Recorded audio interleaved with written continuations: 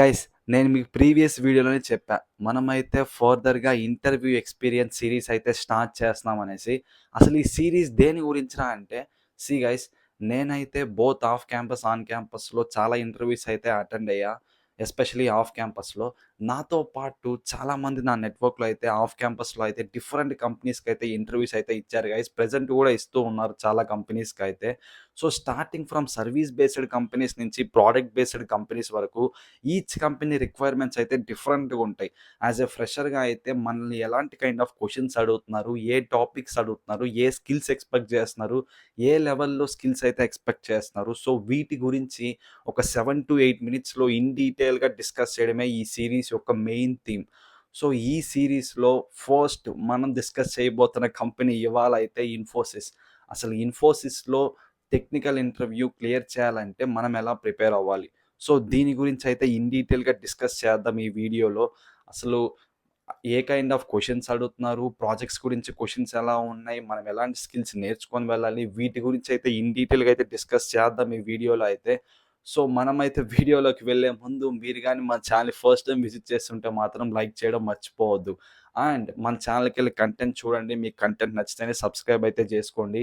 And మీరు చేసుకునే subscribe definitely మీకు వర్తే గైస్. ఎందుకంటే ఫర్దర్‌గా మనమైతే ఈ సీరీస్‌లో చాలా వీడియోస్ అయితే చేయబోతున్నాం.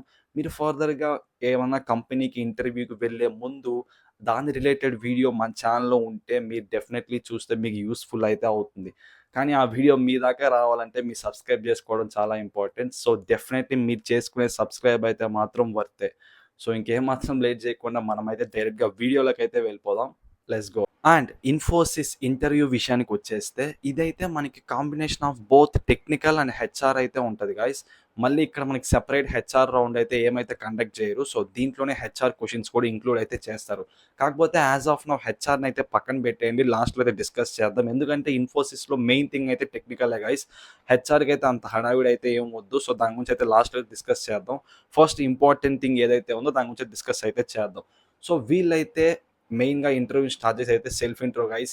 ఇన్ఫోసిస్ కంపెనీ అనే కాదు, starting from service based companies నుంచి ప్రొడక్ట్ బేస్డ్ కంపెనీస్ వరకు ఏ కంపెనీ చూసుకున్నా కూడా వాళ్ళు ఇనీషియల్‌గా స్టార్ట్ చేసే బేసిక్ క్వెషనే సెల్ఫ్ ఇంట్రో. సో, ఈ క్వెషన్ ఎందుకు అడుగుతార్రా అంటే ఏ కంపెనీ అయినా మీ గురించి మీరు ఎంత ఒక మంచి వేలో ఎలా ప్రొజెక్ట్ చేసుకోగలుగుతున్నారు, ఒక 3-4 మినిట్స్‌లో మీ గురించి మీరు ఎలా చెప్పగలుగుతున్నారు, ఒక స్ట్రక్చర్డ్ వేలో చూడడం కోసమే ఈ క్వెషన్ అయితే అడుగుతారు. సో, మీరు ఈ క్వెషన్‌ని మాక్సిమం అయితే యుటిలైజ్ అయితే చేసుకోవడానికి అయితే ట్రై చేయండి.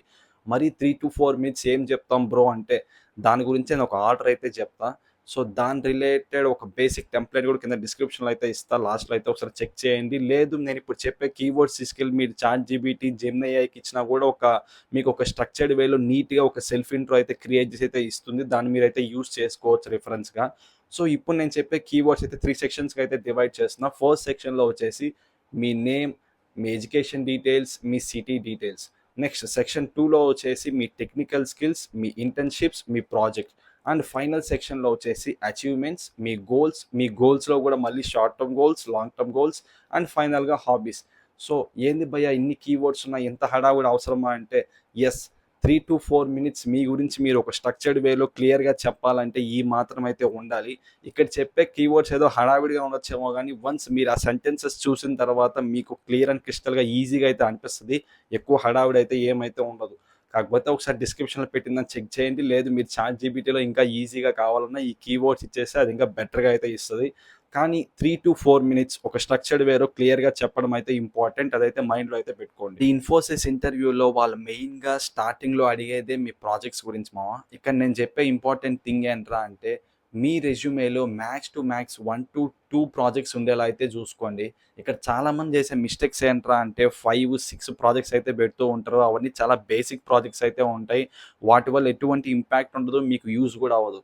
సో, కొంచెం టైం తీసుకొనన్నా మంచి రియల్ టైమ్ ప్రాజెక్ట్స్ ఒక 1-2 అయితే బిల్డ్ చేయండి. సో, మీకేదన్నా స్కిల్ వచ్చుంటే ఆ స్కిల్‌ని చాట్‌జీపీటీ గానీ, జెమినీ ఏఐ గానీ యూజ్ చేసి దీంతో రియల్ టైమ్ ప్రాజెక్ట్స్ ఎలా చేయొచ్చనైతే అడగండి. మీకే ఒక ఐడియా అయితే వస్తది. సో, దాన్ని బట్టి మీరు స్టార్ట్ చేస్తే మెల్లగా చాట్‌జీపీటీ హెల్ప్ తీసుకొనన్నా మీరైతే ఫినిష్ అయితే చేయొచ్చు. సో, వన్స్ మీ ప్రాజెక్ట్స్ ఒక 1-2 మంచి ప్రాజెక్ట్స్ మీ రెజ్యూమేలో పెట్టిన తర్వాత వాటి గురించి ఎండ్ టు ఎండ్ తెలుసుకోండి. మీరు ఒకవేళ ఆ ప్రాజెక్ట్‌ని ఎక్కడన్నా యూట్యూబ్ నుంచి లేపేసినా కూడా మీరు ఎండ్ టు ఎండ్ తెలుసుకుంటే మీకే హెల్ప్‌ఫుల్ అయితే అవుతుంది మామ. సో, అది నేను ఇచ్చే సజెషన్ మాత్రమే. ఇంక దాని తర్వాత మీ ఇష్టం. సో, వన్స్ ఈ ప్రాజెక్ట్స్ గురించి క్లియర్‌గా తెలుసుకున్న తర్వాత ఆ ప్రాజెక్ట్స్‌లో యూజ్ చేసిన స్కిల్స్ లైక్ ఒకవేళ మీరు చాలామంది జస్ట్ ఆ ప్రాజెక్ట్‌లో పైథాన్ గాని, జావా గాని యూజ్ చేస్తే వాటి గురించే చూస్తారు గానీ, దాంట్లో ఒకవేళ లైబ్రరీస్ గానీ, ఫ్రేమ్‌వర్క్స్ గానీ ఏదైనా యూజ్ చేసుంటే దాని గురించి కూడా ఇన్ డెప్త్‌గా అయితే తెలుసుకోండి. ఒకవేళ మీరది ఓన్‌గా చేయకపోయినా కూడా తెలుసుకోండి. లైక్ ఒకవేళ మీరు గాని జావాతో చేసుంటే మీరు స్ప్రింగ్ బూట్ యూజ్ చేసుంటారు. సో, దాని గురించి ఇన్ డీటెయిల్‌గా అయితే తెలుసుకోండి. లేదు ఒకవేళ మీరు గాని ఫుల్ స్టాక్ ప్రాజెక్ట్ అయ్యుంటే మాత్రం front end to back end integration ఎలా జరిగింది? డేటా ఎలా ఫ్లో అవుతుంది? ఇవన్నీ నీట్‌గా అయితే తెలుసుకోండి. సో, ఇంటర్వ్యూయర్ వన్స్ మీ ప్రాజెక్ట్ గురించి అడిగిన తర్వాత మీరు 3-5 మినిట్స్ క్లియర్‌గా ఒక స్ట్రక్చర్డ్ వేలో ఎక్స్‌ప్లెయిన్ చేయగలిగితే ఇంటర్వ్యూయర్ అక్కడే ఇంప్రెస్ అయితే అయిపోతారు. మీకు ఆ జాబ్ వచ్చే ఛాన్సెస్ చాలా హై ఉంటాయి. సో, ఇలా అయితే మీ ప్రాజెక్ట్‌ని అయితే ప్లాన్ చేసుకొని అట్‌లీస్ట్ ఒక 3-4 మినిట్స్, 5 మినిట్స్ అన్నా చెప్పేలా ట్రై అయితే చేయండి. సో, వన్స్ ఈ ప్రాజెక్ట్స్ అయిపోయిన తర్వాత నెక్స్ట్ అయితే మీ రెజ్యూమేలో ఉన్న స్కిల్స్ గురించి అయితే స్టార్ట్ అయితే చేస్తారు. సో, స్టార్టింగ్ ఫ్రమ్ మీకు ఒకవేళ ఏదన్నా పైథాన్ గానీ, జావా గానీ, జావా స్క్రిప్ట్ గానీ ఇలా ఏదో ఒక ప్రోగ్రామింగ్ లాంగ్వేజ్‌లో మీరు స్ట్రాంగ్ అనుకుంటే దాంతో అయితే స్టార్ట్ చేస్తారు. దాంతో ఇన్ డెప్త్ క్వెషన్స్ అయితే అడుగుతారు డెఫినెట్‌లీ. దీని తర్వాత అట్‌లీస్ట్ మీ రెజ్యూమేలో ఉన్న ఈచ్ అండ్ ఎవ్రీ స్కిల్ మీద మీకు మోడరేట్ అమౌంట్ ఆఫ్ నాలెడ్జ్ అయితే ఉండాలి. సో, వన్స్ ఈ ప్రోగ్రామింగ్ లాంగ్వేజ్ అయిపోయిన తర్వాత వాటి గురించి అయితే అడిగే ఛాన్సెస్ అయితే చాలా హై ఉంటాయి. సో, ఒకవేళ మీకు గాని దాని గురించి ప్రాపర్ నాలెడ్జ్ లేదు అనుకుంటే ఆ స్కిల్ అయితే సింపుల్‌గా తీసేసేయండి. అవైతే రెజ్యూమేలో అయితే పెట్టకండి. ఎందుకంటే దీనికి అడిగిన ముందు క్వెషన్స్ అన్నిటికి మంచిగా ఆన్సర్ చేసి ఈ క్వెషన్‌కి చేయకపోతే మీ మీద ఉన్న ఇంప్రెషన్ మీరే తగ్గించుకున్నట్లు అవుతుంది కాబట్టి ఆ స్కిల్ మీకు వస్తేనే దాంట్లో అయితే పెట్టండి. లేకపోతే సింపుల్‌గా అవాయిడ్ చేసేయండి. అండ్ దీని తర్వాత ఫైనల్‌గా ఒకవేళ మీరు గాని సీఎస్‌సి సైడ్ స్టూడెంట్స్ అయితే మాత్రం మీరైతే ఓఎస్ గాని, డీబీఎంఎస్ గాని, సీఎన్ఎస్ గాని ఇలాంటి సబ్జెక్ట్స్ కోర్ సబ్జెక్ట్స్ ఏవైతే ఉన్నాయో వీటి గురించి కూడా అట్‌లీస్ట్ ఒక బేసిక్ టు మోడరేట్ లెవెల్ వరకు దాంట్లో ఉన్న ఇంపార్టెంట్ టాపిక్స్ ఏవైతే ఉంటాయో అవన్నీ నేర్చుకొని అయితే వెళ్ళండి. ఇఫ్ డెఫినెట్‌లీ దీనిలో కనీసం ఒక 2-3 క్వెషన్స్ అడిగే స్కోప్ అన్నా ఉంటది. సో, మీకు దీని గురించి కూడా ఐడియా ఉంది అనేసి వాళ్ళకైతే అర్థమవుతుంది. సో, మీకు డెఫినెట్‌లీ హెల్ప్‌ఫుల్ అయితే అవుతుంది. దీంతో మనకైతే టెక్నికల్ సైడ్ అయితే కంప్లీట్ అయితే అయిపోయింది గైస్. ఇప్పటిదాకా నేను ఏదైతే చెప్పానో ఈ విధంగా ప్రిపేర్ అయితే మీరు టెక్నికల్ పార్ట్ ఏదైతే ఉందో ఈ ఇంటర్వ్యూలో ఇదైతే డెఫినెట్‌లీ అన్ని క్వెషన్స్‌కి క్లియర్ అయితే చేయొచ్చు ఈజీగా. మీకు ఇంకా ఎటువంటి కైండ్ ఆఫ్ డిస్టర్బెన్స్ అయితే ఉండదు. సో, ఇప్పటిదాకైతే టెక్నికల్ అయితే కంప్లీట్ అయిపోయింది. సో, ఇప్పుడు హెచ్ఆర్ నేను ఫైనల్‌లో చూద్దాం అనుకున్నాం కదా! ఇప్పుడు హెచ్ఆర్ క్వెషన్స్ విషయానికొచ్చేస్తే ఇన్ఫోసిస్‌లో హెచ్ఆర్‌కైతే అంత హడావుడైతే ఉండదు గైస్. క్వెషన్స్ మరీ అంత టఫ్‌గా అయితే అడగరు. సో, ఇట్స్ ఆల్ అబౌట్ మీరెంత కాన్ఫిడెంట్‌గా ఉన్నారు, ఆన్ ద స్పాట్‌లో ఎలా ఆన్సర్ చేస్తున్నారు, వాళ్ళు అడిగిన క్వెషన్స్ అనేది ఇదే ఇంపార్టెంట్. బట్ మీకు కొన్ని టెంప్లేట్ క్వెషన్స్ చెప్పాలంటే ప్రీవియస్‌గా నన్ను అడిగినవి మా కంపెనీనే ఎందుకు మా కంపెనీలో జాయిన్ అవ్వాలనుకుంటున్నావు? దీని తర్వాత లేదు మీకింకా కొంచెం క్రిటికల్‌గా అడగాలంటే ఇలా గూడా అడగొచ్చు. ప్రీవియస్‌గా నన్నడిగారు. మా కంపెనీ నీకు 4.5 ఎల్‌పీఏ ఆఫర్ చేస్తుంది. ఇంకొక కంపెనీ 7 ఎల్‌పీఏ ఆఫర్ చేస్తే ఏది చూజ్ చేసుకుంటావు?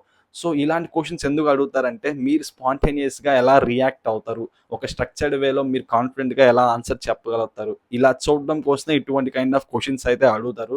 సో, దీనికైతే టెన్షన్ పడకండి. నేను కొన్ని టెంప్లేట్ క్వెషన్స్ అయితే కింద డిస్క్రిప్షన్‌లో ఇస్తా. అవైతే చెక్ చేయండి సరిపోతుంది హెచ్ఆర్ క్వెషన్స్‌కి. It's more than enough. So, అది guys related to complete information చెప్పాను అనుకుంటున్నా రిలేటెడ్ టు ఇన్ఫోసిస్. సో, మీరిక్కడి దాకా ఈ వీడియో చూసుంటే మాత్రం మీకు డెఫినెట్‌లీ ఇన్ఫర్మేషన్ అయితే తెలిసుంటుంది. ఎలా క్రాక్ చేయాలి ఇన్ఫోసిస్‌ననేసి.